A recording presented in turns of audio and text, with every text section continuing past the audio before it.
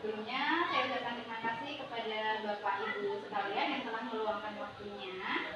Karena di sini saya ingin memaparkan terkait budaya positif yang ada di sekolah ini sebagai implementasi aksi nyata saya di modul 1.4, yaitu diseminasi memahami kebutuhan murid dengan budaya positif di sekolah. Baik Bapak Ibu, apakah sudah siap di sesi kali ini? Siap Bu. Siap Bu. Ya, saya harapkan Bapak Ibu bisa mengikutinya dengan baik ya Bapak Ibu. Oke, sebelum memulai saya ingin melakukan ice breaking sebentar. Ya, biar Bapak Ibu ada manis-manisnya atau semangat-semangatnya. Oke. Jadi kalau saya bilang door, Bapak Ibu door. Ya. Kalau saya bilang dar, Bapak Ibu bilang nggak kena. Kemudian kalau boom berarti a. Jadi seperti itu ya Bapak Ibu. Oke. Dar. Oke. Dar. Gak kena. Boom.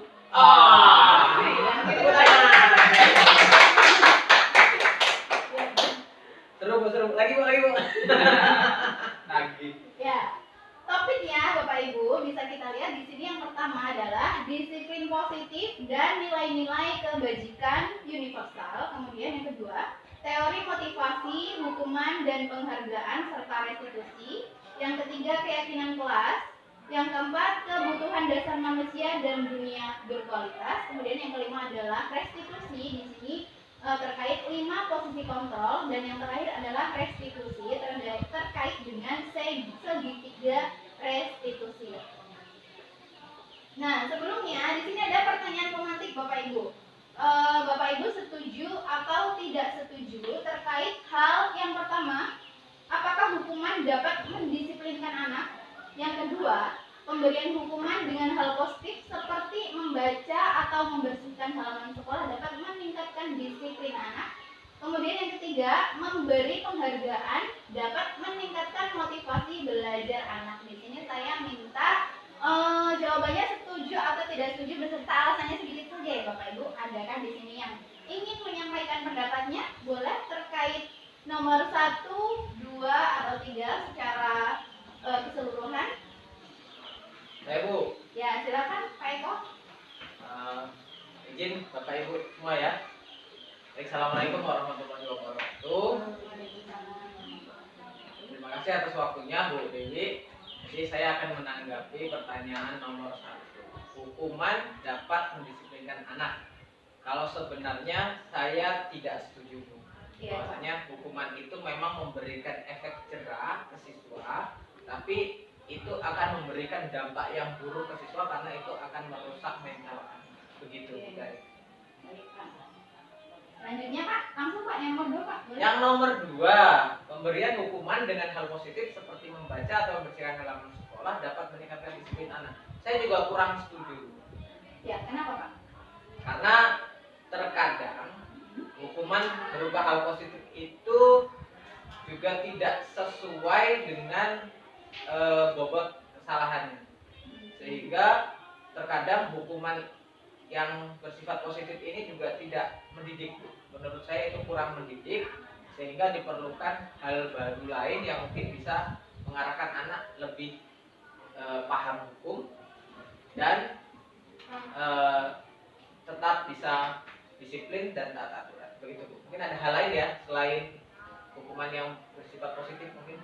Ya, baik, terima kasih Pak Eko atas jawaban dan alasannya terkait hukuman dapat mendisiplinkan anak atau tidak. Kemudian pemberian hukuman positif seperti membaca atau membersihkan halaman itu dapat meningkatkan disiplin anak atau tidak. Nah, sekarang saya ingin yang nomor 3. Silakan Bapak Ibu memberikan tanggapannya terhadap pemberian penghargaan dapat meningkatkan motivasi belajar anak. Ya Bapak Ibu, di sini silakan untuk tanggapan dan jawabannya setuju atau tidak dengan dipaparkan sedikit alasannya. Mungkin saya Bu ya. Iya, silakan. Berkenaan dengan ini langsung nomor 3 Bu ya. Iya.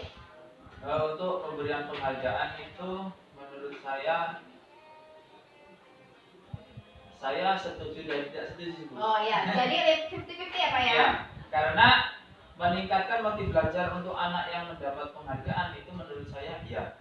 Ya. Tetapi kalau untuk anak yang tidak mendapat itu hanya menimbulkan kecemburuan sosial aja. Oh, oke.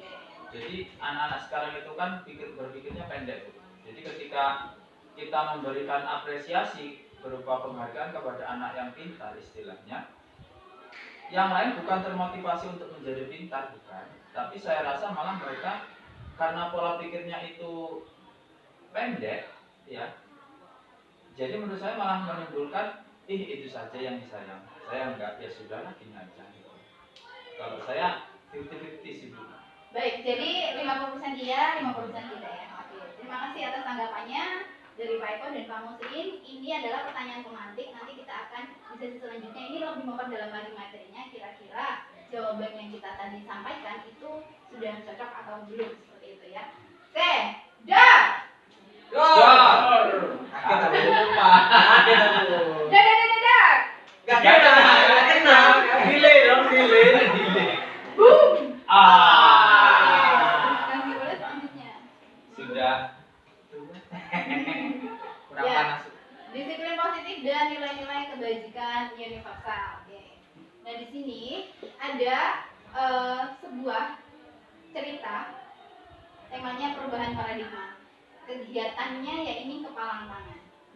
Kepalang tangan ini ada si A dan B. Misal A ini adalah Anda, kemudian B ini adalah teman Anda. Kemudian sobeklah secari kertas kecil. Misal si A ini menyobek kertas kecil, kemudian menuliskan benda atau sesuatu yang sangat berharga.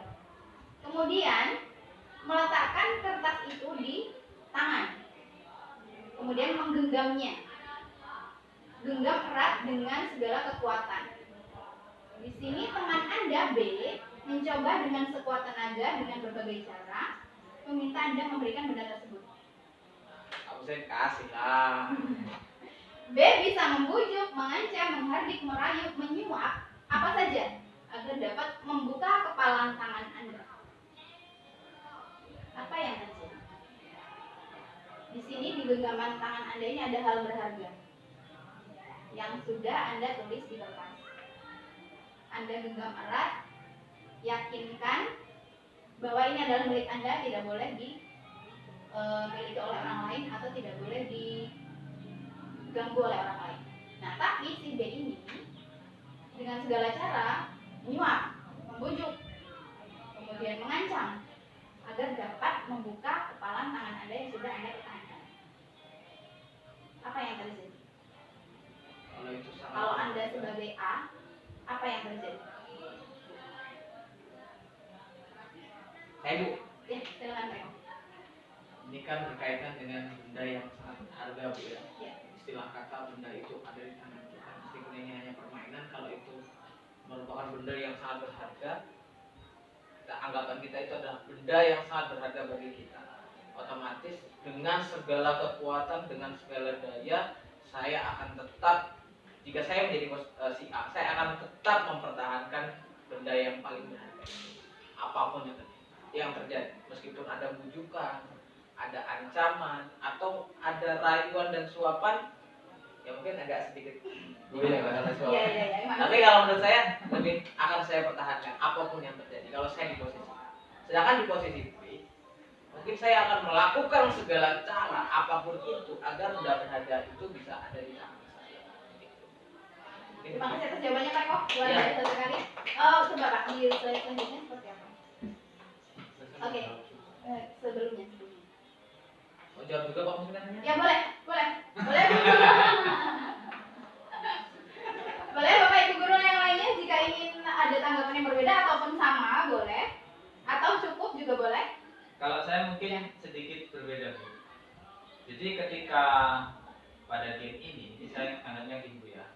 Ketika ada pertanyaan apa yang akan terjadi ketika si A mempertahankan kepalang tangannya itu dengan secari kertasnya, kemudian si B mencoba dengan sekuat tenaga. Kalau saya lebih ke komunikasi sih. Komunikasi dalam artian Ya antara A dan si B. Jadi lebih baik menurut saya itu terjadi komunikasi. Negosiasi seperti Ya, itu. negosiasi. Jadi kenapa sih B kamu begitu menginginkan satu-satunya hal yang berharga di tangan saya? Oke. Kalau saya lebih ke situ. Cukup Pak. Cukup. Oke, terima kasih untuk Pak Muslim yang menilai desa juga sama seperti itu. Oh, agak berbeda ya dengan Pak Eko ya pandangannya. Oke, next Pak, kita lanjut. Kemudian di sini ada perubahan paradigma, teori kontrol, teori pilihan atau ilusi kontrol. Di sini guru mengontrol murid ini adalah sebuah ilusi. Ilusi guru mengontrol murid. Kemudian ilusi bahwa kritik dan membuat orang merasa bersalah dapat menguatkan karakter. Kemudian ilusi bahwa semua penguatan positif, efektif dan bermanfaat. Dan yang keempat adalah ilusi bahwa orang dewasa memiliki hak untuk memaksa. Wah, itu juga maksudnya. Kalau ini saya setuju. Berkaitan dengan Tapi ini sering saya lakukan Pak Muslim. Jadi gimana Pak? Dari keempat pernyataan ini, apakah setuju dengan pernyataan ini? Atau mungkin ada pandangan lain? Oh ternyata selama ini ketika kita memberikan kritik, memberikan nasihat atau memberikan segala sesuatunya ini, kita beranggapannya ini akan menguatkan karakter murid. Iya. Saya Tapi ternyata itu adalah sebuah ilusi. Bapak setujunya itu bisa menguatkan karakter atau setujunya itu sebuah ilusi? Saya setuju bahwa misalnya saya memberikan kritik itu akan dapat menguatkan karakter. Nah, ternyata itu semua adalah ilusi. Nah, Bapak setuju bahwa itu ilusi ya? Bahwa kritik membangun karakter. Berarti tidak setuju. Nah, berarti saya tidak setuju ya kalau itu ilusi. Iya. Iya, saya tidak setuju. Saya tidak setuju kalau itu ilusi. Oke, mungkin Pak Muslim ada pandangan lain? Kalau saya setuju. Oke. Pak Eko, ya. Pak Eko tidak setuju, kalau Bang Nurdin setuju ya. Karena ini ya, pokoknya ini kayaknya dari tadi. Saya berusaha Tidak, menjadi ya. antagonis di sini, oposisi dari pemimpin saya. Oke, terima kasih atas tanggapannya ya, Pak Eko dan Bang Nurdin. Boleh nextnya lagi Pak. Nah di sini perubahan paradigma stimulus respon teori kontrol atau teori pilihan. Apa sih sesungguhnya yang memiliki kontrol itu? Di sini stimulus respon ini ada bagiannya tersendiri, kemudian teori kontrol atau pilihan juga ada bagiannya sendiri. Di sini stimulus respon ini kita mencoba mengubah orang agar berpandangan sama dengan kita. Itu respon. Kemudian stimulus respon. Kemudian perilaku buruk dilihat sebagai suatu kesalahan. Kemudian orang lain bisa mengontrol saya. Saya bisa mengontrol orang lain. Kemudian pemaksaan ada pada saat rujukan gagal. Dan yang terakhir adalah model berpikir menang kalah. Kemudian kalau teori kontrol atau pilihan, ini kita berusaha memahami pandangan orang lain tentang dunia. Kemudian semua perilaku itu memiliki tujuan. Entah itu di entah itu benar atau salah, iya, entah itu benar atau salah, baik dan buruk itu semuanya memiliki tujuan. Kemudian hanya Anda yang bisa mengontrol diri Anda. Anda tidak bisa mengontrol orang lain. Kemudian kolaborasi dan konsensus menciptakan pilihan-pilihan baru. Kemudian model berpikir menang-menang, jadi nggak ada yang salah Pak. Win-win solution. Jadi di sini ada stimulus respon dan teori kontrol atau pilihan. Dari teori kontrol atau pilihan tadi di kalimat yang ketiga dan kalimat yang ketiga ini ada kaitannya dengan permainan game yang kepala kanan tadi. Oh iya.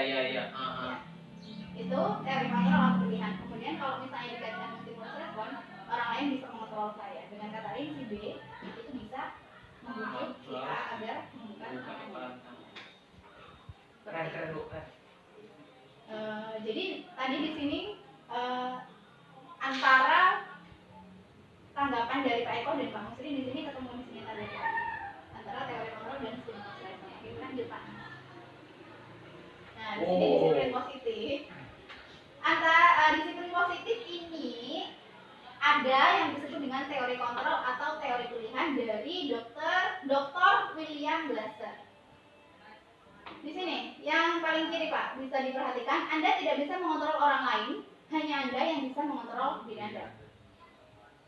Kemudian di sini bisa dikaitkan dengan makna disiplin. Belajar kontrol diri dengan menggali potensi kita agar tercapai tujuan mulia, yaitu sesuatu yang menjadi seseorang yang kita inginkan berdasarkan nilai-nilai yang kita hargai. Kemudian, semua perilaku itu memiliki tujuan, Pak. Bu, teori motivasinya di sini. Yang pertama, apakah seseorang itu melakukan sesuatu dengan tujuan atau motivasi untuk menghindari hukuman atau untuk mendapatkan imbalan? Kemudian yang kedua, untuk menghargai diri sendiri. Nah ini, untuk menghargai diri sendiri ini ada kaitannya dengan nilai-nilai kebajikan universal yang kemudian nantinya akan dibuat menjadi keyakinan kelas. Iya, keyakinan kelas. Jadi intinya kalau misalnya bapak atau ibu atau murid-murid itu ketika melakukan segala sesuatu itu ternyata punya motivasi. Nah motivasinya itu apa? Untuk menghindari hukuman atau hanya untuk mendapatkan imbalan atau untuk menghargai diri sendiri. Kemudian model berpikir menang-menang, kolaborasi dan konsensus menciptakan pilihan-pilihan baru. Di sini ada 5 posisi kontrol Bapak Ibu. Yang pertama memupuk, kemudian membuat rasa bersalah. Yang ketiga teman, yang keempat memantau, yang kelima manajer. Kemudian dari 5 posisi kontrol ini bisa diaplikasikan lagi ke segitiga restitusi. Ini yang pertama menstabilkan identitas, kemudian validasi kebutuhan dan yang menanyakan keyakinan. Nanti yang menanyakan keyakinan ini ada kaitannya dengan keyakinan kelas yang sudah dibuat. Kemudian realitas atau kebutuhan kita itu berbeda-beda Bapak Ibu. Kita berusaha memahami pandangan orang lain tentang dunia. Setiap orang memiliki gambaran berbeda. Ada 5 kebutuhan dasar manusia. Yang pertama itu untuk bertahan hidup, untuk penguasaan, untuk mendapatkan kasih sayang dan rasa diterima, yang keempat kesenangan, dan yang kelima kebebasan. Oke, di sini kita akan belajar tentang makna disiplin. Berasal dari bahasa Latin yang artinya belajar. Kemudian makna asal ini berkonotasi dengan disiplin diri dari murid-murid Socrates dan Plato.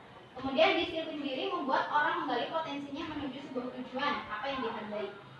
Namun dalam budaya kita, makna kita disiplin telah berubah menjadi sesuatu yang dilakukan seseorang pada orang lain untuk mendapatkan kepatuhan. Kecenderungan umum adalah menghubungkan kata disiplin dengan ketidaknyamanan, bukan dengan apa yang kita hargai atau pencapaian suatu tujuan mulia. Itu makna disiplin kebanyakan sekarang untuk mendapatkan apa ya Pak? Biar kita patuh seperti itu, biar kita dihargai, biar terhindar dari hukuman tepatnya Bu ya. Jadi di sini kita bagaimana caranya nanti kita menumbuhkan budaya disiplin kepada anak melalui intrinsik dari dalam diri masing-masing karena pengaruh eksternal. Oke, bisa. Dan di sini ada nilai-nilai kebajikan universal. Bisa dilihat ya Bapak Ibu, di situ nilai-nilai kebajikan universal dari Dr. William Glasser pada teori kontrol 1984. Dengan mengaitkan nilai-nilai kebajikan yang diyakini seseorang, maka motivasi intrinsiknya akan terbangun, sehingga menggerakkan motivasi dari orang untuk dapat mencapai tujuan mulia yang diinginkan. Oke, dari nilai-nilai kebajikan yang diyakini, maka akan membentuk motivasi dari diri agar mencapai tujuan yang mulia. Kemudian nilai-nilai kebajikan yang ingin dicapai antara lain kita kenal dengan profil pelajar Pancasila: beriman dan bertakwa kepada Tuhan Yang Maha Esa, berakhlak mulia, mandiri, bernalar kritis, berkebinekaan global, bergotong royong, dan kreatif. Di sini ada teori motivasi, kemudian hukuman, penghargaan, serta restitusi. Oke, go! Aku sih kaget tuh. Dah. Gak kena. Boom! Ayo guys, semangat Pak Tadi. Oke, di sini ada teori motivasi perilaku manusia. Bu izin keluar bentar. Ya. Teori motivasi perilaku manusia 1. Jin. Untuk menghindari ketidaknyamanan atau hukuman, apa yang akan terjadi apabila saya tidak melakukannya? Ini termasuk motivasi eksternal ya, Bapak Ibu. Kemudian untuk mendapatkan imbalan dari orang lain, ini juga motivasi eksternal. Kemudian untuk menghargai diri sendiri, seperti saya akan menjadi orang yang seperti apabila saya melakukannya. Nah, ini yang paling sulit ya, Bapak Ibu. Motivasi internal atau motivasi yang ada dalam diri seseorang atau murid.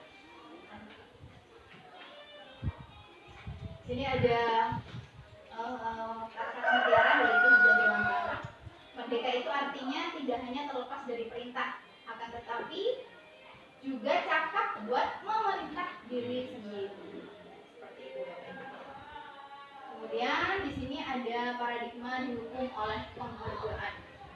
Bahwa penghargaan berlaku sama dengan hukuman. Jadi di sini penghargaan itu seperti apa ya? Sama kaitannya dengan hukuman, sama efeknya dengan hukuman. Dalam arti meminta atau membujuk seseorang melakukan sesuatu untuk memenuhi suatu tujuan tertentu dari orang yang meminta atau membujuk. Dorongannya eksternal dan ada faktor ketergantungan. Beberapa dampak dari pemberian penghargaan. Dari ini adalah karangan dari Alfikon atau teori dari Alfikon 1993. Di sini pengaruh jangka pendek dan jangka panjangnya ada kalau dihukum oleh penghargaan. Kemudian penghargaan itu bersifat menghukum. Yang ketiga, penghargaan mengurangi ketepatan. Yang keempat, penghargaan tidak efektif. Dan yang kelima, penghargaan ini merusak hubungan. Jadi seperti itu Bapak Ibu. Untuk paradigma tentang penghargaan, semoga bisa dipahami. Tadi kan kita berbicara tentang bagaimana hukuman, bagaimana penghargaan. Jadi ini pengantarnya seperti itu tentang penghargaan. Di sini ada penghargaan menurunkan kualitas, penghargaan mematikan kreativitas, dan penghargaan mengurangi motivasi dan motivasi. Nah, di sini ada beberapa tindakan yang kemudian Bapak Ibu klasifikasikan apakah tindakan itu merupakan hukuman atau konsekuensi. Yang pertama, mencatat 100 kali di dalam buku kalimat, saya tidak akan terlambat lagi karena terlambat ke sekolah. Nah, menurut Bapak Ibu, ini merupakan hukuman atau konsekuensi? Hukuman, Bu. Oke, hukuman. Ya. Kemudian yang kedua, lari mengelilingi lapangan basket 2 kali karena terlambat di sekolah. Hukuman. Kemana konsekuensi Bapak Ibu? Hukuman. Oke. Gimana tadi? Hukuman. Oke. Murid diminta untuk push up 15 kali karena tidak menggunakan masker di sekolah. Hukuman. Oke. Apa kaitannya push up sama masker coba? Gimana? Pak Hukuman Muslim? apa konsekuensi, Pak? Bapak Ibu guru? Hukuman sepakat? Hukuman. Kemudian yang selanjutnya menggantikan kertas tugas teman yang telah dicoret-coret. Hukuman atau konsekuensi? Konsekuensi. Gimana Pak Eko? Apakah setuju konsekuensi? Ya, setuju Bu, konsekuensi. Pak Pandi? Konsekuensi Bu tengah? Ya. Setuju konsekuensi. Oke. Kemudian selanjutnya membersihkan tumpahan air di meja tulis karena tersenggol pada saat belajar. Konsekuensi. Oke, setuju konsekuensi ya. Kemudian murid disuruh untuk mengenakan sepatu seharian di sekolah karena tidak mengenakan sepatu hitam. Bagaimana Bapak Ibu? Hukuman atau konsekuensi? Konsekuensi. Boleh berbeda ya, nggak harus sama ya Bapak Ibu tanggapan. Hukuman. Saya hukuman, Bapak Andi konsekuensi, Pak Muslim konsekuensi, Mistati hukuman, Bu Dengar? Abu-abu. Ada bau paru. Konsekuensi. Oke, konsekuensi ya. Kemudian yang terakhir, lari mengelilingi lapangan basket 2 kali karena terlambat 10 menit untuk pelajaran PJOK. Hukuman. Gimana? Sudah jelas. Tapi nggak tahu. Coba tanya guru PJOK, Bu. Gimana Pak? Konsekuensi Bu sebagai ganti pemanasan. Sebagai ganti pemanasan ya? Iya. Oke. Kalau ibu yang lain gimana nih untuk Mistati? itu? Yang terakhir nih, lari mengelilingi lapangan basket 2 kali karena terlambat 10 menit untuk Konsekuensi. Jawabannya di pelajaran penjaskan. Iya nih, kasih Bang. Konsekuensi. Iya, itu konsekuensi. Karena itu Hukuman. hanya berlaku di Oh, pelajaran hukuman. tersebut. Apa nih? Hukuman. Oke. Kita lihat jawabannya. Kita lihat 5. ya. 1, 2, 3. Cara. Wah. Benar kan konsekuensi. Ya, yang pertama, kedua, ketiga itu hukuman. Kemudian yang keempat dan kelima itu konsekuensi. Dan yang keenam ini adalah hukuman. Murid disuruh untuk mengenakan sepatu sehari di sekolah. Karena tidak mengenakan sepatu hitam, murid disuruh untuk tidak mengenakan. Aduh. Kemudian yang terakhir juga konsekuensi ya, karena memang di sini adalah kaitannya dengan PJOK. Ya iya, kalau terlambat 10 menit, kalau dia langsung praktek, ya berarti dia tidak memanasan dulu. Ya, sebagai ganti pemanasan. Jadi Wah, luar biasa yang guru penjelasan. konsekuensi. Ya, oke lah. Nah, di sini gini Bapak Ibu. Kita bisa lihat di sini perbedaan antara hukuman dengan konsekuensi. Di sini hukuman ini sesuatu yang menyakitkan harus terjadi. Kemudian konsekuensi ini kebalikannya. Ya bukan kebalikannya banget sih. Di sini konsekuensi ini sesuatu yang harus terjadi, tapi belum tentu menyakitkan gitu maksudnya. Kemudian yang kedua ini membuat anak sakit fisik maupun hati untuk jangka waktu yang lama itu hukuman. Meninggalkan. Kemudian kalau konsekuensi ini membuat anak merasa tidak nyaman dalam jangka waktu yang pendek saja. Dan hukuman ini anak membenci kedisiplinan. Kalau konsekuensi anak bisa menghargai disiplin. Dan hukuman ini bersifat paksaan. Kalau konsekuensi ini stimulus tanggapan. Ya. Kemudian hukuman ini mendorong anak menyakiti diri sendiri. Kalau konsekuensi mendorong anak agar mudah menyesuaikan diri. Hukuman ini konsep diri yang buruk, kalau konsekuensi konsep diri yang baik. Kemudian hukuman ini anak belajar untuk menyembunyikan kesalahan. Bisa saja dia bohong ya Bapak Ibu untuk menghindari hukuman. Anak belajar untuk menyembunyikan kesalahan. Bisa saja mereka menyembunyikan kebenaran agar menghindari hukuman. Untuk konsekuensinya ini anak belajar untuk mematuhi peraturan. Hukuman ini biasanya ini identik dengan marah, rasa bersalah, merasa dipermalukan, dan merasa tidak dihargai. Kalau konsekuensi ini biasanya kehilangan hak, kemudian dibuat tidak nyaman, diasingkan untuk sementara. Jadi seperti itu antara hukuman dan konsekuensi. Ada bahasanya. Iya, iya, mungkin seperti itu Pak. Enggak, beda. Beda maksudnya ya. Lamanya tidak jelas. Oh. Yang terakhir tadi itu loh, Bu. Oke, lanjut, Bu. Oke, di sini hukuman ini sebagai identitas yang gagal, Bapak Ibu. Karena sesuatu ini yang menyakitkan harus terjadi gitu. Karena kalau hukuman ini biasanya sangat merugikan murid. Murid ini merasa disakiti. Peraturannya kamu harus seperti ini. Murid ini biasanya akan membenci peraturan. Kalau konsekuensi ini bersifat netral Bapak Ibu. Kalau konsekuensi, kalau hukuman bersifat negatif, kalau konsekuensi netral, kalau restitusi ini positif. Conclusion. Win solution. Win-win solution. Kemudian di sini dari sini bisa dilihat ya Bapak Ibu untuk poinnya. Ini di sini Bapak Ibu berlaku hanya pada sebuah institusi atau tidak berlanjut pada kehidupan nyata. Kemudian konsekuensinya ini membantu penerapan mengikuti peraturan dalam masyarakat. Kalau restitusi ini fokus pada pemecahan masalah dalam jangka waktu yang panjang. Restitusi itu proses untuk memecahkan masalah yang ada. Semangat, Bu. Dari seseorang yang membuat kasus itu sendiri, dia akan memecahkan masalahnya dengan sendirinya. Oke, lanjut Pak. Apa itu restitusi? Ya, restitusi adalah proses menciptakan kondisi bagi murid untuk memperbaiki kesalahan mereka, sehingga mereka bisa kembali pada kelompok mereka dengan karakter yang lebih kuat. Restitusi juga merupakan proses kolaboratif yang mengajarkan murid untuk mencari solusi untuk masalah mereka sendiri dan membantu murid berpikir tentang orang seperti apa sih nantinya yang mereka inginkan menjadi dan bagaimana mereka harus memperlakukan orang lain. Sampai sini jelas Bapak Ibu. Jadi kalau restitusi ini mengusahakan proses kolaboratif antara mungkin kalau di sini contohnya murid dengan guru. Jadi di situ nanti ada beberapa pertanyaan yang mengacu bahwasanya nanti murid itu akan menemukan sendiri solusi dari permasalahan yang dia hadapi. Nanti ada tahapannya itu dinamakan dengan segitiga restitusi. Oke, lanjut Bapak. Nah, di sini ada 9 ciri-ciri restitusi. Yang pertama bukan untuk menebus kesalahan, namun untuk belajar dari kesalahan. Kemudian memperbaiki hubungan, tawaran bukan paksaan. Restitusi ini menuntut untuk melihat ke dalam diri. Kemudian restitusi ini mencari kebutuhan dasar yang mendasari tindakan. Restitusi diri adalah cara yang paling baik. Kemudian restitusi fokus pada karakter bukan tindakan.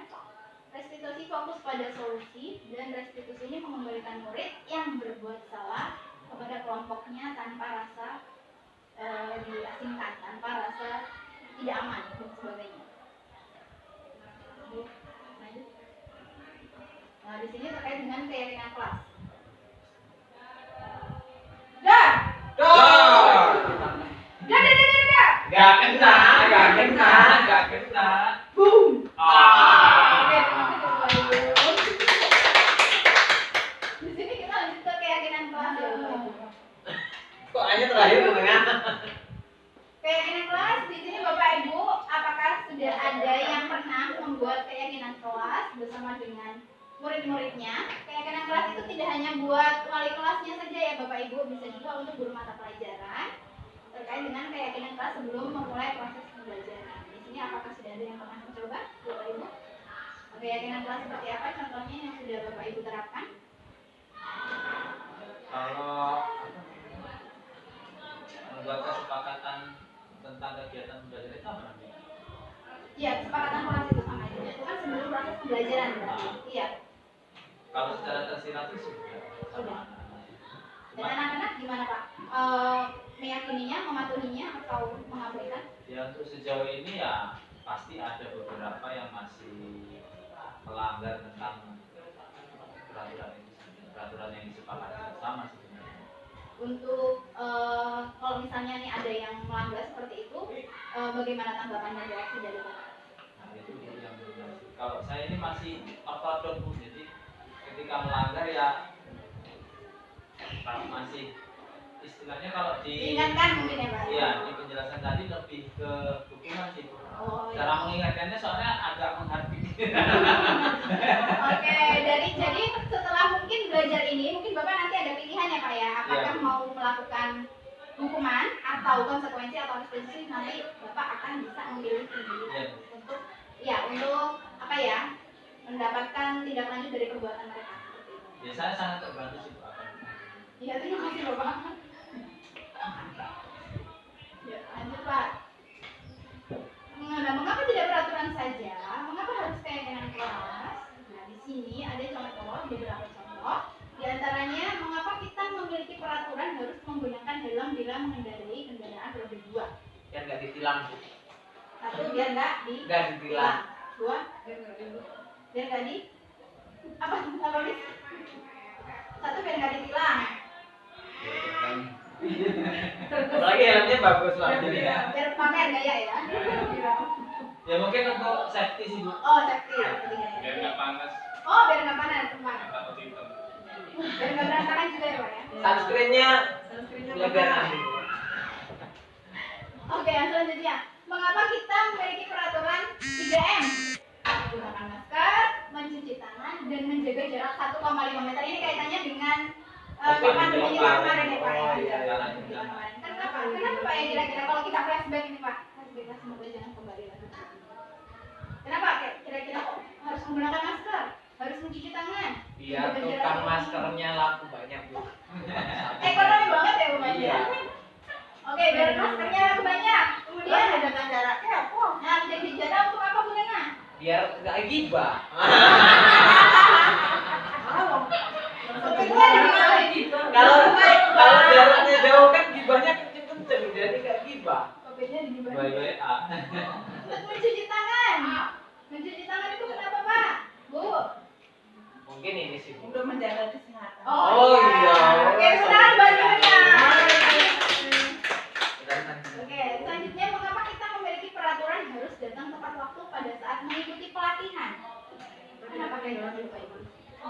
Ya kalau nggak datang tepat waktu kita ketinggalan. Ketinggalan ya, harusnya materinya kita dapat dari awal itu setengah-setengah ya Pak. Terus membebani orang yang lain juga, harusnya sudah mulai harus menurut kita. Oh, saya banget. Aduh, kode ya kayaknya. Itu kapan sih Bu buatnya? Momennya pas. Oke, terima kasih atas tanggapan Bu tadi merasa toh. Iya, untuk saya nggak baperan loh. Lama tuh ya. Baik Bapak Ibu, di sini sudah ada 3 pertanyaan yang mungkin bisa Bapak Ibu jawab mungkin dalam hati atau diungkapkan secara langsung seperti tadi. Di sini untuk mendukung motivasi intrinsik, kembali lagi ke nilai-nilai keyakinan lebih menggerakkan seseorang dibandingkan mengikuti serangkaian peraturan. Nah, keyakinan ini katanya lebih menggerakkan seseorang Bapak Ibu. Berarti dari nilai-nilai keyakinan ini yang pertama, ini nilai-nilai keyakinan apa yang kita yakini? Yang pertama. Oh, Agar bagaimana? jadi lebih ke keselamatan Nah, gitu ya. seperti itu. Biar safety gitu kan. Jadi kita Oh, berarti biar meyakini selamat. nilai keyakinan selamat gitu. Seperti itu. Biar selamat, jadi kita harus pakai helm. Kalau yang kedua itu nilai keyakinan apa yang Bapak Ibu bisa tangkap dari yang nomor 2?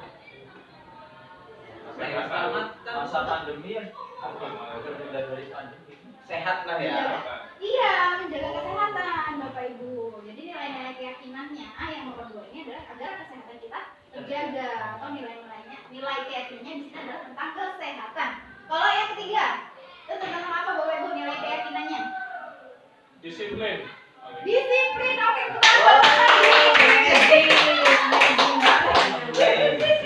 Diam-diam loh di pojokan.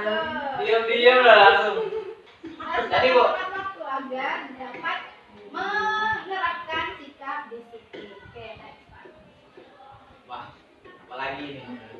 Nah, di sini ada bentuk spiral atau apa ini Bapak Ibu yang dinamakan apa ini? Di sini intinya yang paling dalam atau yang paling mendasar itu adalah peraturan kelas. Kemudian semakin meluas menjadi keyakinan kelas. Ketika keyakinan kelas itu digerakkan, maka akan dampaknya lebih luas lagi, yaitu lingkungan yang positif. Ketika lingkungan positif itu optimal, terciptalah budaya positif. Wah, luar biasa. Boleh sekarang kita semua dong. Gas! Gak kena, gak kena, gak kena. Boom! Ah. Nah, di sini kira-kira menurut Bapak Ibu mana yang merupakan keyakinan kelas dan kenapa? Di sini ini satu kelompok ya Bapak Ibu. Ini satu kelompok, ini satu kelompok. Jadi mana yang keyakinan kelas, mana yang peraturan kelas.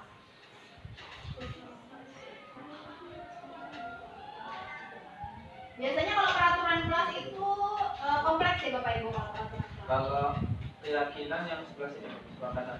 Sebelah sana. Kalau yang sebelah sini? Peraturan. Oke, peraturan. Itu menurut kamu ya? Apa orang sama-sama yang kesepakatan kelas ya Pak Musik? Berbeda dong. Mana yang keyakinan kelas, mana yang peraturan kelas? Yang sebelah kiri atau sebelah kanan? Kalau peraturan itu biasanya memuat banyak-banyak poin Bapak Ibu, lebih terstruktur, lebih banyak konsepnya. Dia tidak langsung to the point seperti itu. Peraturan itu lebih ke kegiatan. Iya, lebih ke apa ya? Kalau peraturan yang sebelah sana. Peraturan sebelah kiri, ya. Kemudian yang keyakinan kelas sebelah kanan. Itu menurut saya. Ya, berarti menurut kamu Sri dan Bunga aman ya. Ada Bapak Ibu guru yang lain yang mau memberikan pendapatnya? Tapi kayaknya idem. Gak berani jadi oposisi. Oke, ternyata jawaban kamu Sri, Bu Nenga, dan Pak Eko dan Bapak Ibu semua itu betul. Ternyata berarti sudah paham ya, sudah mulai paham ya. Karena yang sebelah kanan ini keyakinan kelas Bapak Ibu, yang sebelah kiri adalah peraturan kelas. Di sini bisa sangat berbeda ya antara keyakinan dan peraturan kelas. Di sini kalau keyakinan kelas ini kami guru dan murid yang saling menyayangi. Berarti di situ ada nilai kebajikan yang positif apa Bapak Ibu?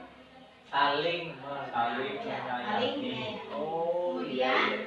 kami murid Ada yang apa? Highlight. buat Kami murid yang semangat belajar. Nah, di sini ada kayak gitu kelasnya. Semangat. Iya, semangat, harus semangat. Nanti kalau misalnya ada yang tidak meyakini, MC ini belum ada ada yang tidak meyakini, ada yang tidak semangat, kan nanti ada sesuatu. Kemudian yang ketiga, kami murid yang peduli dengan teman-teman. Nah, di sini adalah poinnya, ya rasa peduli terhadap teman. Itu keyakinan kelas. Memang tidak semua. Next. apa ini Bu? Nah, ini untuk membuat keyakinan kelas itu ada beberapa prosesnya, Bapak Ibu. Dan lumayan panjang sebenarnya. Lumayan panjang untuk membuat keyakinan kelas. Ada 5 prosesnya sebenarnya, Bapak Ibu. Ini termasuk yang tabel Y dan tabel T, ini proses yang keempat. Yang pertama, kedua, ketiga ada, yang keempat ini tabel Y dan tabel T, dan yang kelima ini adalah pernyataan keyakinan kelas yang sudah jadi seperti ini. Ini yang kelima. Hormat. Kami meyakini bahwa sangat penting untuk menghormati semua orang dan barang milik orang lain. Nah, seperti ini. Ini prosesnya. Sebenarnya ada 5, tapi tidak apa-apa di sini. Kalau misalnya tabel T itu tampak sepertinya, itu kalau misalnya misalnya tampak sampah ya Bapak Ibu. Kalau tampak sepertinya ini berarti membuang sampah pada tempatnya. Kalau tidak tampak seperti, berarti membuang sampah sembarangan. Seperti itu. Jadi ada lawannya. Ya. Seperti itu. Oke, bisa nih. Nah, di sini seperti itu. Kalau untuk tabel Y, terdengar itu kan namanya, kalau terdengar itu ya seperti kita dengar, yang kita dengar itu seperti apa ya Bapak Ibu? Seperti, yuk saya bantu, kita bisa selesaikan ini bersama. Terima kasih, tolong, permisi, boleh saya pinjam, nanti akan segera saya kembalikan. Itu terdengarnya seperti itu. Kalau terlihatnya ini berarti, berarti mereka itu berempati terhadap perasaan orang lain. Kemudian memegang barang milik orang lain hanya dengan izinnya, terlihatnya seperti itu. Kemudian yang ketiga ini mendengarkan dengan seksama. Dan yang kelima ini senantiasa berbuat baik dan berbakti. Kalau dari perilakunya ini ya perilaku yang kita tunjukkan ke orang itu seperti apa? Apakah tersenyum, memberikan salam, hormat atau jabat tangan, namaste, meletakkan tangan di dada dan sebagainya. Kemudian memberikan ruang bekerja dan postur tubuh yang tenang, itu perilaku. Jadi gini Bu ya, kalau terdengar itu lebih cenderung ke apa yang mereka Ya. sampaikan. Terlihat itu mungkin seperti sikap apa yang mereka tunjukkan. Ya. Kalau berperilaku itu mungkin seperti respon Bu ya, Ya. respon terhadap orang lain. Seperti itu Pak. Ini untuk membuat keyakinan kelas. Oke, di sana. Nah, di sini peraturannya selalu kembalikan buku ke tempatnya. Keyakinan kelasnya apa? Kemudian dilarang mengganggu orang lain. Hadir di sekolah 15 menit sebelum pembelajaran dimulai. Dilarang melakukan kekerasan, dilarang menggunakan narkoba, bergantian atau menunggu giliran, menggunakan masker, jangan berlari di kelas atau koridor. Ini keyakinan kelasnya ini ke nilai kebijakan positifnya Pak. Yang pertama, Kalau selalu kembalikan buku ke tempatnya, itu berarti keyakinan kelas apa? dia bertanggung jawab. Oh, bertanggung jawab. Oke. Untuk Bapak Ibu guru yang lain atau ada tanggapan lain untuk selalu kembalikan buku ke tempatnya? Bertanggung jawab. Oke. Next ya. Dilarang mengganggu orang lain berarti apa? Keyakinan kelasnya dulu. menghargai orang lain. Ya, berbeda ya. Hadir di sekolah 15 menit sebelum pembelajaran dimulai. Disiplin. Dilarang melakukan kekerasan. Menghargai orang lain ya? Menghargai orang lain bisa. Oke, menghargai orang lain bisa. Melakukan kekerasan. Menggunakan narkoba. Kalau menggunakan narkoba, oke. Kesehatan, setuju? Kemudian bergantian atau menunggu giliran? Antri ya. Gunakan masker. Kesehatan. Jangan berlari di kelas atau koridor. Kita lihat ya jawabannya Bapak Ibu. Jeng jeng jeng. Ini jawabannya. Ya. Oh. Oke, tepuk tangan buat kita ya. Hebat kita ternyata ya. Ya Allah, gak nyangka. Tanggung jawab menghormati orang lain. Berkomitmen. Menghormati orang lain atau berkomitmen ya. Hadir di sekolah. Kemudian dilarang melakukan kekerasan. Jadi ini ada beberapa kebijakan ya Bapak Ibu, jadi tidak cuma satu, bisa gabungan. Seperti ya, dilarang melakukan kekerasan ini itu tentang keselamatan dan menghormati orang lain. Narkoba kesehatan, menduduki giliran ini menghormati, sabar, menggunakan masker ini sehat dan selamat, jangan berlari di kelas atau koridor juga, selamat dan kesehatan, keamanan, keselamatan dan keamanan. Kebutuhan dasar manusia dan dunia berkualitas. Di sini ada 5 kebutuhan dasar manusia Bapak Ibu. Yang pertama itu untuk bertahan hidup. Yang kedua ini untuk kasih sayang dan merasa diterima. Kemudian yang ketiga ini penguasaan. Yang keempat kebebasan, dan yang kelima ini tentang kesenangan. Kalau untuk kalau tentang 5 kebutuhan dasar manusia di sini ada tidak di lingkungan keseharian Bapak Ibu, misalnya mungkin di kelas atau sekolah, yang kira-kira ada kaitannya dengan kebutuhan dasar tersebut, tentang bertahan hidup atau kasih sayang dan diterima, rasa diterima, penguasaan, kebebasan dan kesenangan. Kira-kira ada tidak Bapak Ibu menemukan atau tidak kasus-kasus di kelas atau sekolah yang dari murid kita yang dalam artian oh ternyata ada nih kebutuhan dasar mereka yang belum tercukupi atau yang belum terpenuhi? Ada Bu kayaknya Bu. Ada ya Pak? Bisa dijelaskan?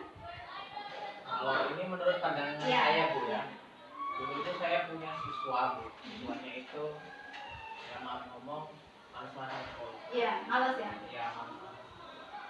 Terus ketika saya cross check lagi, ternyata tidak mendapat dukungan dari orang tua. Oh iya. Jadi istilahnya orang rumah itu sudah angkat tangan. Nah, saya rasa itu siswa tersebut sebenarnya hanya kurang kasih sayang dan tidak diterima oleh orang tua. Jadi mungkin memang seseorang yang malas itu karena semua keluarga itu sudah ya udah kamu mau hidup silakan terserah. Jadi sudah angkat tangan, jadi dia ngapain saya harus bekerja keras, toh juga udah nggak ada yang sayang sama saya, nggak ada yang terima saya. Mungkin siswa tersebut kurang kasih sayang dan fatalnya anak tersebut terpaksa harus putus sekolah. Oh iya. Jadi dari yang sudah Bapak paparkan ini, kalau menurut Bapak, kalau sudah dianalisis ini ternyata murid tersebut kurang ya Pak kebutuhannya akan kasih sayang dan rasa diterima, Iya. terutama dari orang tua atau keluarga. Dan alhamdulillah ini. Dan sayangnya di sekolah pun mereka karena jarang sekolah sih Bu. Jadi teman-temannya itu kalau diajak satu kelompok sama dia ogah-ogahan gitu. Jadi rasa kasih sayang di rumah kurang, di sekolah nggak ada dan tidak diterima. Jadi mungkin merasa apa ya, aku nggak diterima nih di rumah. Jadi makin males lagi sekolah. Mungkin yang lain Bapak Ibu ada. Ya kalau saya melihat kejadian kemarin di kelas 9 itu ya, salah satu siswa kita, saya rasa di situ walaupun permasalahannya sangat rumit ya, tetapi saya melihat kenapa dia kok sampai sempat tidak mau bersekolah selama beberapa hari, karena di kelas dan di lingkungan pertemanan mereka di situ mereka pertama tidak mendapatkan kasih sayang. Kemudian kenapa dia memutuskan untuk tidak meninggalkan sekolah aja lah, di di kelas juga rasanya udah nggak asik, berarti kan mereka tidak mempunyai kenyamanan di sekolah, tidak punya kesenangan di sekolah. Akhirnya dia mengambil keputusan untuk tidak sekolah, dan itu pun ya akhirnya dia alhamdulillah bisa bersekolah lagi ketika kita ayo sih sekolah, nanti istilahnya kan nanti kebutuhan dasar kamu dengan rasa ya kita kembalikan lagi rasa sayang, kemudian kesenangan yang dulu sempat hilang kita kembalikan lagi, kita cairkan lagi suasana. Itu saya nangkepnya kayak gitu. Terima kasih.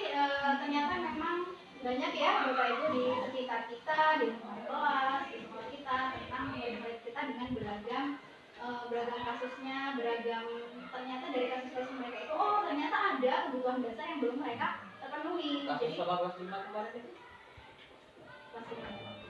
yang mereka Oh iya. berarti itu kan dia mencoba bertahan hidup kan lapar.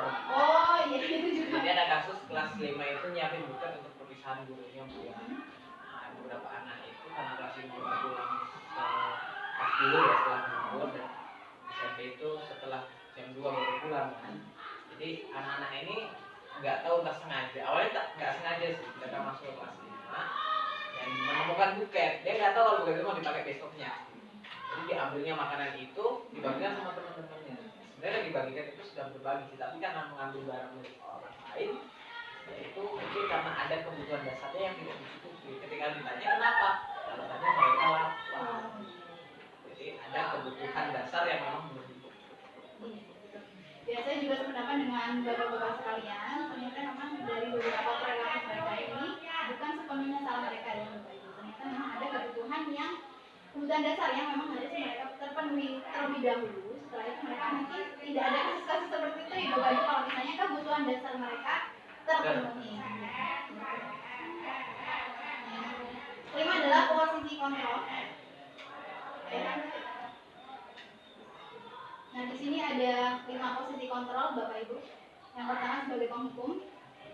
Ini guru berbuat, guru berkata, hasilnya, kaitannya, dan murid berkata. Dan banyak seperti ini. Kemudian ini yang untuk membuat orang merasa bersalah. Kemudian sebagai teman, pemantau, dan terakhir manajer. Jadi seperti itu. Guru berbuatnya seperti ini. Kalau menghukum itu menghardik, menunjuk-nunjuk, menyakiti, menyindir. Kalau yang guru berkatanya ini biasanya contohnya kalau kamu tidak melakukan awas ya. Misalnya terus kamu salah seperti itu, langsung menjudge. Kemudian hasilnya ini biasanya murid ini memberontak atau menyalahkan orang lain dan berbohong. Iya, kemudian dihukum Bu ya. Ya, seperti itu. Kemudian kaitannya dengan dunia yang berkualitas ini, murid meletakkan guru ini di luar dunia berkualitasnya. Jadi apa sih guru itu? Seperti tidak ada rasa, tidak ada berharganya, seperti itulah di pikiran mereka. Kemudian murid berkata ini, biarin aja, nanti juga marah lagi, seperti itu. Kemudian dampaknya apa? Mengulangi kesalahan. Iya juga sih ya. Bisa diterima ya Bapak Ibu ini. Oke. Kemudian membuat orang merasa bersalah. Kalau membuat orang merasa bersalah ini lebih halus, lebih smooth lagi Bapak Ibu dari hukuman. Lebih smooth lagi, seperti kalau membuat orang merasa bersalah ini biasanya adanya lebih halus. Berceramah dan mengatakan seharusnya kamu seperti ini, nah ibu kecewa seperti kalau kamu seperti ini. Kami nangis Bu ya. Ibu kecewa, kenapa kamu melakukan hal seperti itu? Kemudian guru berkata, kamu seharusnya sudah tahu. Ibu lelah sekali mengatakannya. Ibu ini stres. Stres sekali. Jadi So stress. Kok jadi aku jadi kembali? seolah-olah itu kayak, waduh, kok ibu Ya diriku karena aku mau ngomong lagi. menurut saya stres ya karena kelakuan saya. Kalau saya nggak begitu sih. Hasilnya ini biasanya. Kalau saya tipe 1 sih. Hasilnya ini menyembunyikan, menyangkal, dan berbohong. Kaitannya dengan dunia berkualitas, murid meletakkan guru di dalam dunia berkualitas. Oh, ini sudah tahap masuk ke dalam dunia berkualitas murid nih Bapak Ibu, tapi ada konsekuensi lain. Apa? Yang mau murid berkata maafkan saya Bapak Ibu, tapi di sini dampaknya apa? Murid merasa berbohong. Kemudian kalau posisi kontrol sebagai teman, ini biasanya membuatkan alasan-alasan untuk muridnya. Guru berkata, misalnya, ayolah lakukan demi ibu. Masa kamu tidak mau? Ingat tidak, ibu pernah bantu, bla bla bla bla. Nah, hasilnya apa? Ketergantungan. Kaitannya dengan dunia berkualitas, murid meletakkan guru sebagai orang yang sangat penting di dunia berkualitas. Kemudian murid berkata, contohnya, saya pikir Bapak Ibu adalah teman saya, tapi ternyata begitu, begini. Kemudian dampaknya apa? Lemah, tidak mandiri. Murid itu akan lemah dan tidak mandiri. Kemudian memantau. Biasanya memantau ini guru ini menghitung dan mengukur. Guru berkata, misalnya apa peraturannya? Apa konsekuensinya seperti itu. Kemudian hasilnya menyesuaikan diri bila diawasi. Kaitannya dengan dunia berkualitas, murid meletakkan guru peraturan dan hukum di dunia berkualitas. Mulai ke tahap yang baik. Kemudian murid berkata, berapa banyak bintang yang harus diperoleh, berapa halaman yang harus saya tulis. Kemudian yang dampaknya adalah menitik beratkan pada sanksi atau hadiah. Itu untuk pemantau. Kalau untuk manajer, Bapak Ibu, biasanya ini guru ini mengajukan pertanyaan-pertanyaan, dan pertanyaan-pertanyaannya itu seperti apa yang kita yakini, apa yang bisa kamu kerjakan untuk memperbaiki masalah ini, kemudian hasilnya apa, bisa menguatkan pribadi murid atau karakteristik murid. Dan selanjutnya ini kaitannya dengan dunia berkualitas, murid meletakkan dirinya sebagai individu yang positif dalam dunia berkualitas. Ini bukan guru lagi yang diletakkan dalam dunia berkualitas, tapi murid. Murid merasa meletakkan dirinya ini sebagai individu yang positif dalam dunia berkualitas. Kemudian murid ini berkata, contohnya bagaimana caranya saya bisa memperbaiki keadaan, Pak. Kemudian dampaknya adalah murid ini bisa mengevaluasi diri, bagaimana caranya memperbaiki diri. Kalau dari menurut Bapak dan Ibu, dari kelima posisi kontrol ini yang paling tinggi derajatnya, yang paling apa ya, yang paling bagus, yang paling cocok untuk murid atau berpihak kepada murid itu yang mana, Bapak? Betul ya. Manajer. Kalau dari saya ya, Ya. secara teori Ya. di situ terpaparkan ya manajer memang memiliki kedudukan yang menurut saya lebih Bagus. bukan lebih menguasai murid lah istilahnya. Jadi dia tidak membuat murid itu menjadi lemah ataupun Rasa tidak bersalah gitu ya. iya, kemudian murid itu tidak berharap akan hadiah di situ. Tapi bagaimana murid itu bisa mengevaluasi diri. Nah, tetapi permasalahannya sesuai dengan otak saya, Iya. bagaimana menjadi seorang manajer yang bisa membuat murid itu mengevaluasi diri. Nah, selama ini saya masih merasa kesandung. Ya. Karena ketika kita ditanyakan dengan pertanyaan yang sedikit formal, mereka cenderung diam, kemudian cenderung lagi tidak tahu. Nah, ketika saya mengekspresikan sebagai teman, di situ malah mereka merasa terbuka. Istilahnya walaupun dengan bahasa mereka, tetapi ada sedikit ketika kita bertanya ada sedikit jawaban, secercah harapan kita menguliknya itu. Jadi Nah, tidak hanya jawaban tidak tahu. Nah, itu. Jadi apakah menjadi manajer itu kita juga harus bisa menjadi seorang teman untuk sebagai manajer? Oke, jadi sebenarnya pertanyaan Bapak ini sama dengan pertanyaan saya kepada fasil saya. Dan ternyata kita ini memang yang paling baik di sini tingkatannya yang paling apa ibaratnya sempurna sebagai manajer. Tapi di sini ternyata Pak dikaitkan terlebih dahulu dengan karakteristik dari murid tersebut. Jadi apakah murid itu bisa diselesaikan dengan cara manajer, silakan. Tapi ketika tidak ada solusi, Bapak boleh menjadi pemantau ataupun pemantau. Tapi di sini tolong hindari hukuman, ya hukuman atau membuat orang merasa bersalah. Jadi seperti itu Pak. Kalau menurut saya, karena memang pertanyaan Bapak itu sama dengan pertanyaan saya ke fasil saya. Jadi kita lihat anaknya. Jadi kan serta-merta ada sebuah momen kejadian saya nggak bisa manajer. Ya, ya. Kita itu Disesuaikan fleksibel. saja. Gimana Bapak boleh lanjut? Ya. Gol! Dadah. Gak kena. Gak kena. Boom. Jadi baru sudah bakar mencet. Gak. Pernyataan. Saya kecewa sekali dengan kamu. Kamu tidak pernah benar melakukannya. Ayolah lakukan demi ibu, bapak. Apakah kamu mau mendapatkan stiker bintang hari ini? Bagaimana kamu bisa menyelesaikan masalah ini? Kamu selalu yang paling terakhir. Siapa yang mengatakan? Saya kecewa sekali. Berarti di sini adalah membuat orang merasa bersalah. Kemudian kamu tidak pernah benar melakukannya, itu selalu salah. Nah itu sebagai hukum ya. Ayo lakukan demi ibu atau bapak, ini sebagai teman. Kemudian apakah kamu mendapatkan stiker bintang hari ini sebagai pemantau? Bagaimana kamu bisa menyelesaikan masalah ini? Ini adalah agar muridnya dapat menemukan solusi sendiri sebagai manajer. Kamu selalu yang paling terakhir, ini sebagai penghukum.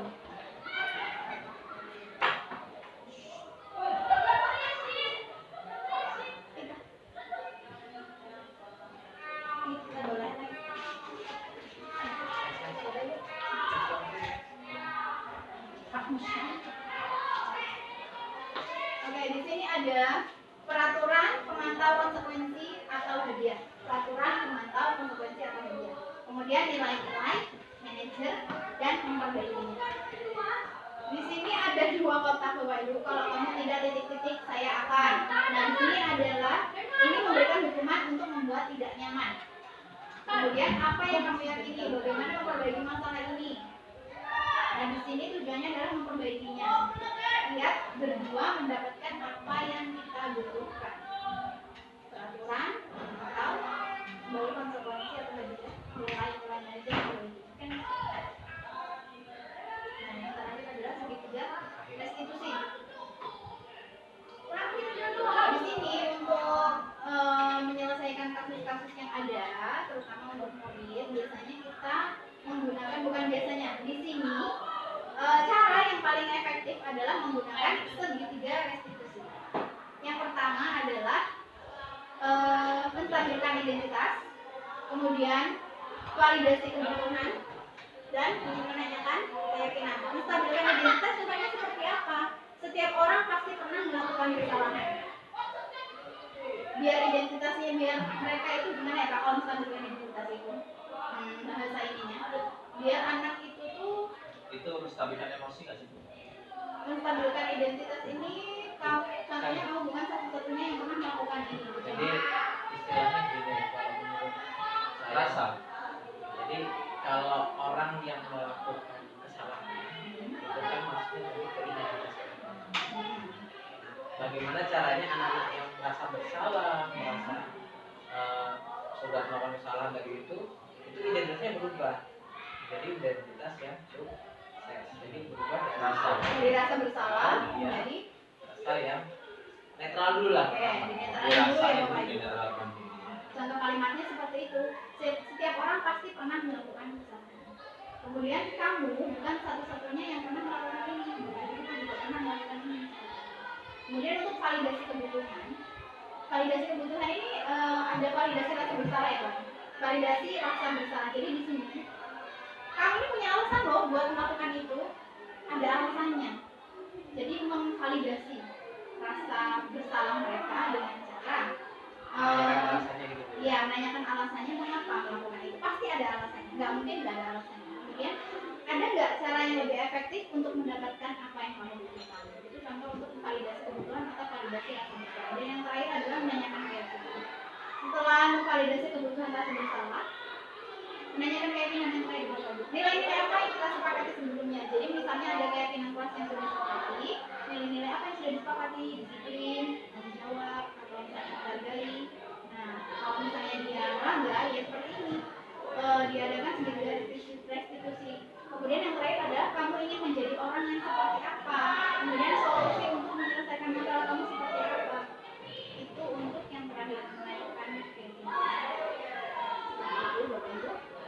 Ada tanggapan atau ada yang harus disampaikan dari Enggak, ini menstabilkan identitas penjabaran. pejabat?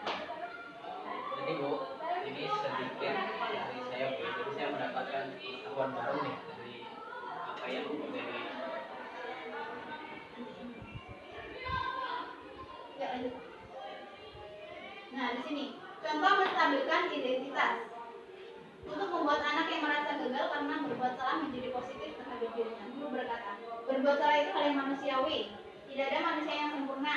Bapak Ibu juga buat salah, Ibu juga pernah berbuat salah. Itu seperti itu Pak. Bu, contoh menstabilkan identitas. Kalau validasi kebutuhan ya seperti kamu bisa saja melakukan hal yang buruk, tapi kamu kan tidak melakukannya. Dan kamu pasti punya alasan untuk melakukannya. Kemudian apa yang penting bagi kamu? Kemudian kamu boleh tetap berusaha menjaga sikap itu, tapi tambahkan sikap lain yang baik. Untuk menanyakan keyakinan, biasanya di sini yang ditanyakan adalah solusinya terkait. Yang pertama adalah nilai keyakinannya yang ada di kelas atau sekolah. Kemudian nilai-nilai universal apa yang telah disepakati. Kelas yang ideal seperti apa sih? Kemudian kamu ingin menjadi anak yang seperti apa? Apa yang kamu rasakan ketika melakukan itu? Kamu akan menjadi orang yang seperti apa? Seperti itu. Kalau misalnya, jadi di sini ada pilihan berbeda. Kalau misalnya dari segitiga restitusi itu kita belum menemukan solusi, kita ada pilihan lain 30 menit. Pertanyaan-pertanyaan yang ada di slide yang bisa Bapak Ibu lihat. Pertama, contohnya, apakah kamu ingin berbuat kembali? Itu tidak ada dalam segitiga diskusi, tapi ada di intervensi 30 menit. Apakah saat ini kamu sedang menjadi orang yang sedang kamu inginkan? Seperti apa? Sampai terakhir, apa yang kamu inginkan? Peraturannya apa? Seperti itu juga. Jadi ada pilihan. Apakah mau menggunakan segitiga diskusi atau intervensi 30 menit? Jadi intervensi 30 menit sebenarnya berisi pertanyaan-pertanyaan yang bisa menggiring kita untuk menyelesaikan masalah. Nggak harus ini Bapak Ibu. Bisa versi Bapak Ibu. Ini hanya rambu-rambu. Iya. Nah, untuk terakhir Bapak Ibu kita ke tahap refleksi. Yang pertama, hal baru apa yang mengubah paradigma saya yang saya dapatkan, kemudian perasaan apa yang muncul, kemudian peran Among seperti apa yang saya telah lakukan selama mengikuti diseminasi ini. Saya akan menjadi oke. Yang nomor 1 sama nomor 2 aja Bapak Ibu. Nomor 1 silakan, siapa? Bapak Ibu yang ingin ya silakan. Baik, kalau dari saya pribadi memang saya lebih yang saya sampaikan tadi itu dalam saya mengajar masih ortodok atau konvensional mengatakan bahwasanya saya dulu dididik seperti ini ya, dan juga saya didik seperti ini. Kalau menurut saya menjadi orang yang baik. Itu perasaan saya ya. Jadi setelah mendapatkan materi yang ibu sampaikan tadi, bagaimana memecahkan sebuah masalah terhadap anak dan keadaan di sekitarnya, saya rasa ya sebagian besar yang saya lakukan.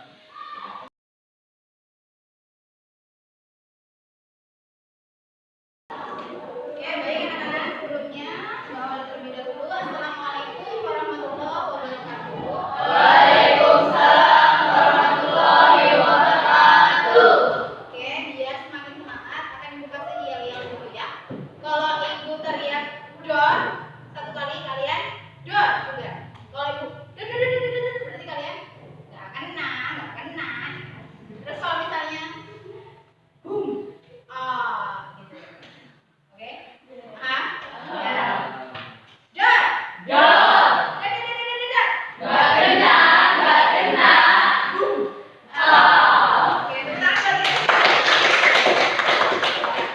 Oke, anak-anak ibu sekalian, di sini kita akan membuat keyakinan kelas. Jadi keyakinan kelas itu seperti apa? Keyakinan kelas itu adalah sebuah kalimat di mana kalimat itu menuntun kalian agar berperilaku sesuai dengan keyakinan yang sudah kalian buat masing-masing. Jadi keyakinan kelas itu ya berasal dari kalian, untuk kalian dan oleh kalian. Caranya seperti apa? Nah, pertama akan ibu jelaskan terlebih dahulu. Kalian pertama kali harus membuat apa itu yang namanya peraturan. Jadi kalian harus membuat peraturan. Nanti masing-masing kalian ini membuat peraturan. Peraturannya gimana kok? Misalnya gini, jangan buang sampah sembarangan ya. Tapi di antara kalian itu harus berbeda peraturannya ya. Jadi nanti misalnya dari harus bikin satu peraturan. Nah, nanti kalian tulis di kertas yang sudah ibu sediakan. Nanti kalau misalnya sudah selesai, kalian boleh tempel di depan ya, di karton depan. Kemudian ada yang mau ditanyakan lagi? Kalau tidak, langsung saja dibagikan ya kertasnya. Tahu ya, pokoknya dari di antara kalian nanti harus berkomunikasi, jadi nggak boleh ada yang sama ya. Ini yang dibagiin nanti nulisnya di depan. Nulisnya depan sini ya. Jadi silahkan buat peraturan satu orang satu saja dari kalian, untuk kalian dan oleh kalian.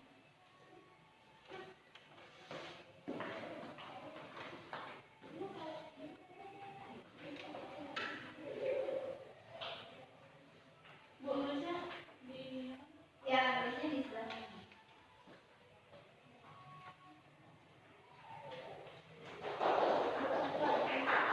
Ya, satu aja, setiap orang satu. Merah udah? Tidak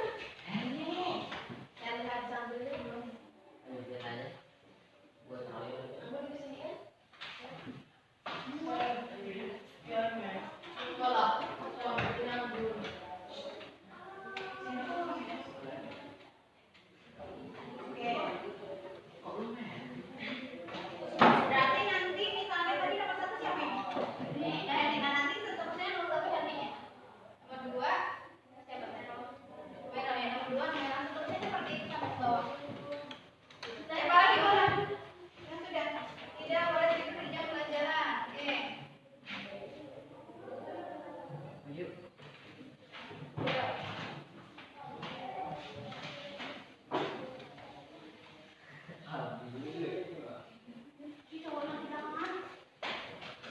Abi.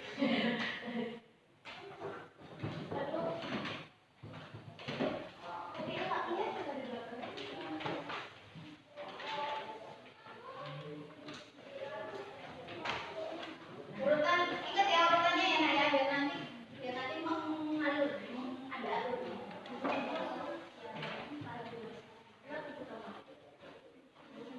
Lima.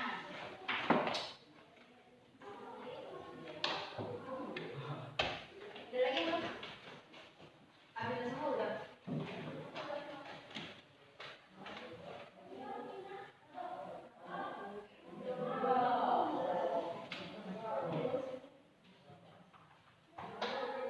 Satu, dua, tiga, empat, lima, enam, tujuh, delapan, sembilan, 11. Sudah semua ya? Oke, dibacakan ya. Yang nomor satu, tidak boleh memanjangkan kuku. Oke, tidak boleh memanjangkan kuku. Oke, nomor dua, tidak boleh membolos. Oke kak? Jangan membuang sampah sembarangan. Kemudian tidak boleh tidur di jam pelajaran. Tidak boleh meminjam barang teman tanpa izin. Tidak boleh berpakaian tidak lengkap. Ya, pakaiannya harus lengkap ya. Kemudian tidak boleh membawa HP tanpa izin. Tidak boleh datang terlambat. Tidak boleh membuli teman. Tidak boleh makan makanan di kelas saat jam pelajaran. Jangan mengerjakan PR di kelas. Maksudnya tidak boleh mengerjakan di sekolah ya. Tidak boleh mengerjakan PR di lingkungan sekolah. Dah.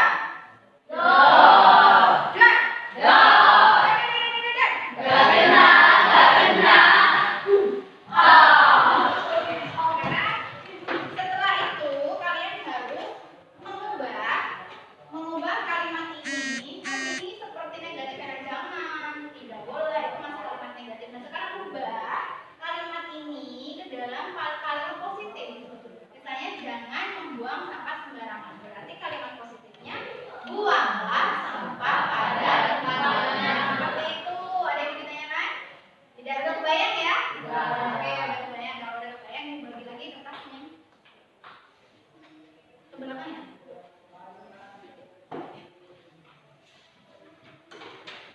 Ingat jangan nulisnya jangan kebalik-balik ya. Pokoknya di belakang soal itu.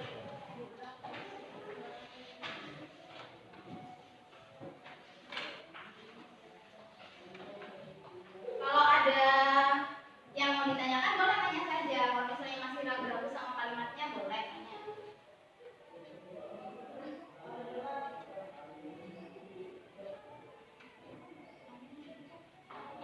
Ya gimana? Bu, kalau tidak boleh berpakaian tidak lengkap gimana? Tidak boleh berpakaian tidak lengkap. Berarti kamu harus mengubah ya. Mengubah tidak bolehnya menjadi kalimat yang positif. Berarti gimana kalau menurut kamu? Berpakaian dengan lengkap saat sekolah. Nah, ya seperti itu. Berpakaian dengan lengkap saat sekolah. Ya. Kalau yang tidak boleh memanjangkan itu berarti kalau tidak negatif itu berarti biar positif. Nah, ya. Buku ketika sudah mulai belajar. Kalau yang sudah, yang nomor satu ini ya, boleh yang sudah itu ditempel tapi luruskan saja ya, luruskan yang saya mendingan dia. Jadi sudah. Ada yang bertanyakan lagi kan?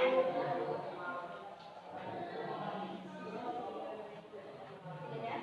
Ya boleh nanti silakan.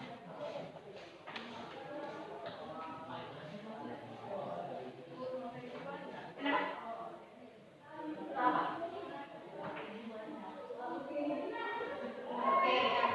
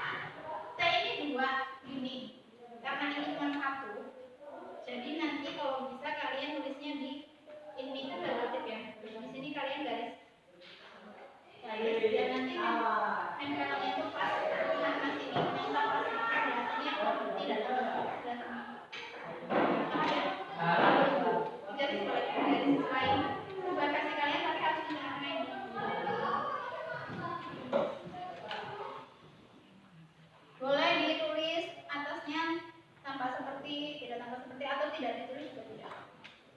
Yang penting nanti posisinya sesuai.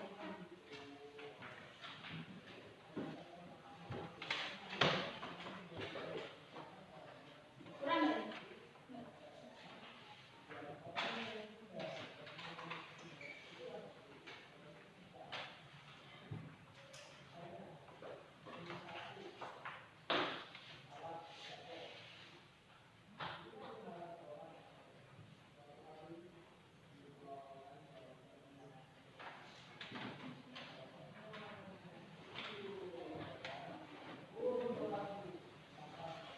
Ada yang mau ditanyakan boleh? Tanya saja.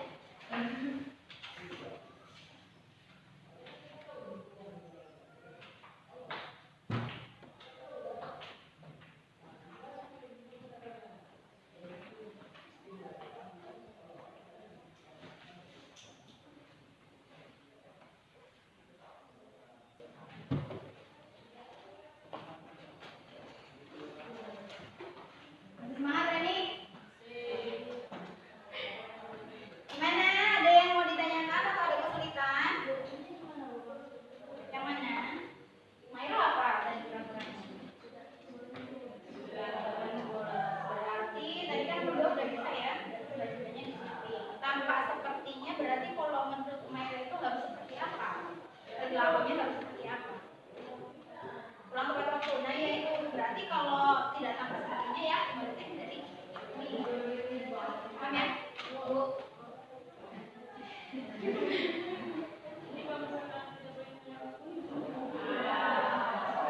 Tampak sepertinya berarti harus tampak seperti gimana? Yang positif yang kamu harapkan itu teman-teman dari kamu tampak sepertinya itu harus bagaimana? Nah, ya seperti itu. Nah, terus kalau tidak tampak sepertinya ada aturannya ya. Bu, ya ini telepon Bu. Kenapa?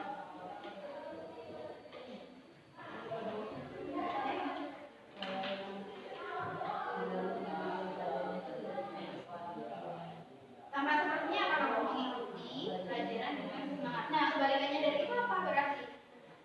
Mengikuti ya?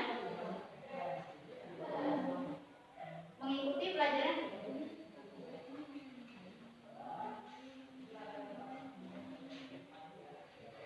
tidak itu. Oh, nah ini tampak tidak tampak sepertinya seperti itu. Berarti gimana? Kalau misalnya mengikuti pelajaran dengan semangat, ini kan terlihatnya seperti itu.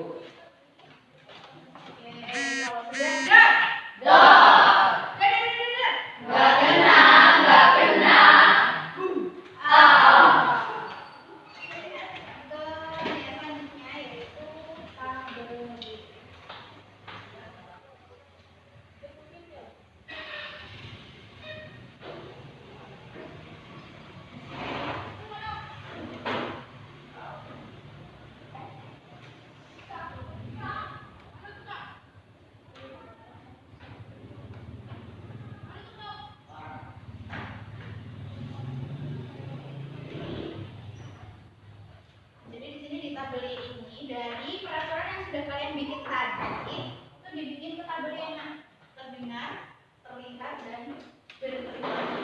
Jadi di sini karena kalian buat terdengarnya seperti apa, terlihatnya seperti apa, berperilakunya seperti apa.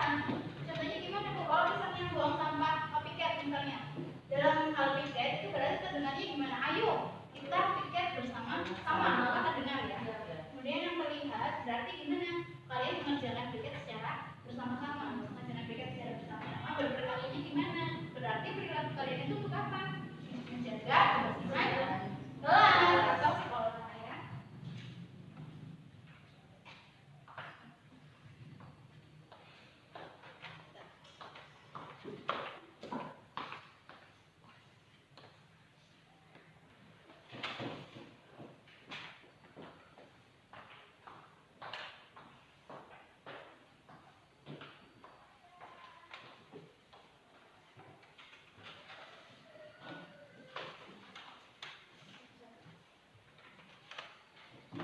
Terdengar, terlihat dan berperilakunya itu satu kertas satu ya.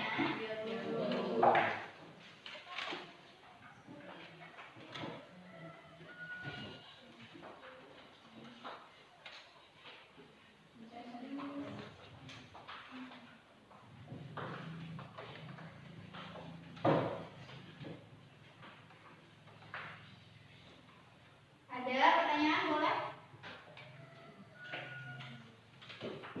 Bu, tadi saya jadi bingung ya. Gimana? Iya bingung ya. Bingungnya gimana coba? Bingung cari kata-katanya. Jadi kalau punya kamu tadi peraturannya apa? Kebersihan. Nah, tadi jangan buang sampah. Oke, buanglah sampah pada tempatnya, kebijakannya kebersihan. Kemudian kira-kira terdengarnya seperti apa? Kalau misalnya kamu ingin mengajak teman kamu untuk menjaga kebersihan, terutama membuang sampah pada tempatnya, berarti kalimat yang keluar apa?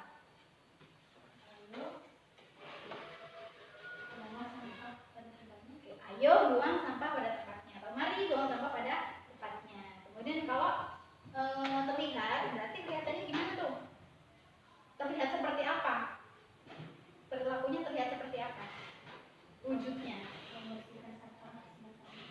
membersihkan sampah ya, membersihkan sampah bersama-sama atau membersihkan sampah ketika melihat sampah diambil seperti itu ya, membersihkan sampah, membersihkan dan membuang sampah di tempatnya, ya, membersihkan dan membuang sampah di tempatnya. Terus kalau berperilakunya berarti perilaku kamu itu tadi untuk apa tujuannya? Oke, seperti itu untuk menjaga kebersihan kelas atau sekolah seperti itu.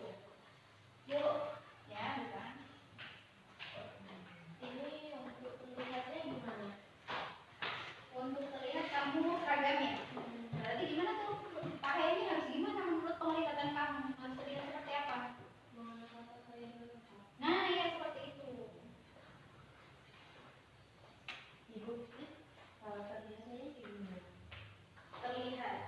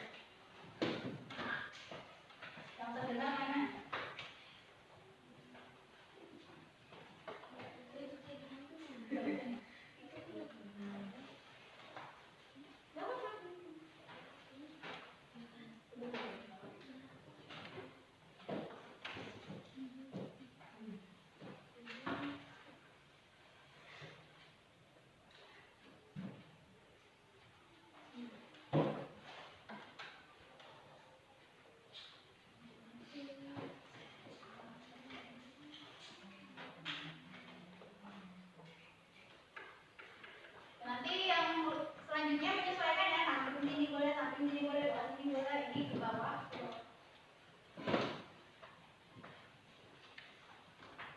Yang merah.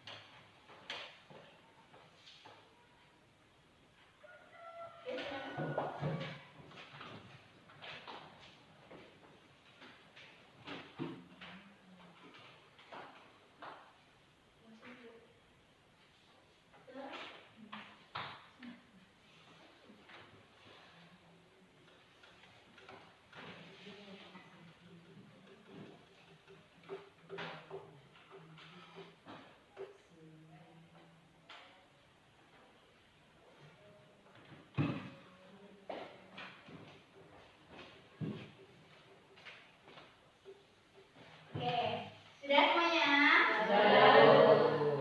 Oke, di sini Ibu mau lihat hasil dari kalian tentang tabel T dan tabel I-nya. Di sini memotong kuku ketika sudah mulai panjang.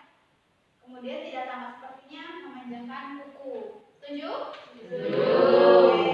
Kemudian mengikuti pelajaran atau tidur di jam tidak tambah sepertinya mengikuti pelajaran dengan semangat. Kemudian tidak tambah sepertinya tidur di jam pelajaran. Setuju? Setuju. Oke. Kemudian tampak sepertinya datang tepat waktu. Tidak tambah sepertinya datang terlambat. Setuju? Setuju. Kemudian tambah sepertinya mengerjakan PR di rumah dan tidak tambah sepertinya mengerjakan PR di mengerjakan PR di mana ini? Harusnya mengerjakan PR di kelas atau sekolah ya. Iya, harusnya kalau PR itu dikerjakan di rumah, pekerjaan rumah namanya pekerjaan rumah yang dikerjakan di rumah. Tidak tambah sepertinya mengerjakan PR di kelas atau sekolah. Seperti itu ya. Dan kemudian tabelnya di sini Ibu singkat aja ya Nana. Ayo buanglah sampah pada tempatnya. Terdengarnya seperti itu. Terlihatnya gimana? Membersihkan dan membuang sampah pada tempatnya. Berperilakunya apa? Oh, perilakunya menjaga kebersihan di sekolah. Setuju tidak? Setuju. Jor. Jor. Gak kena. Gak kena. Kita berarti sesi akhir ya. Sesi akhirnya di sini silakan kalian tulis keyakinan kelas. Ini kalimat yang kalian yakini agar kalian kedepannya itu bisa berperilaku sesuai dengan keyakinan kalian. Dibuat menjadi satu kalimat yang menjadi keyakinan kelas. Dan nantinya itu akan menjadi pedoman kalian untuk berperilaku kedepannya seperti apa. Nanti juga kalian kalau misalnya suatu saat kalian melanggar keyakinan kelas, nanti akan Ibu adakan suatu restitusi, bukan hukuman. Nanti akan Ibu lakukan suatu restitusi yang nantinya kalian agar bisa mempertanggungjawabkan ketika kalian melanggar keyakinan kalian sendiri, keyakinan kelas kalian sendiri. Paham ya? Oke. Kertasnya tadi udah dapat ya?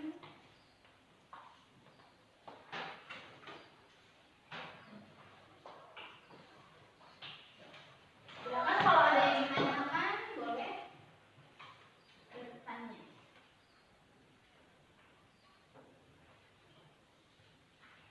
Misalnya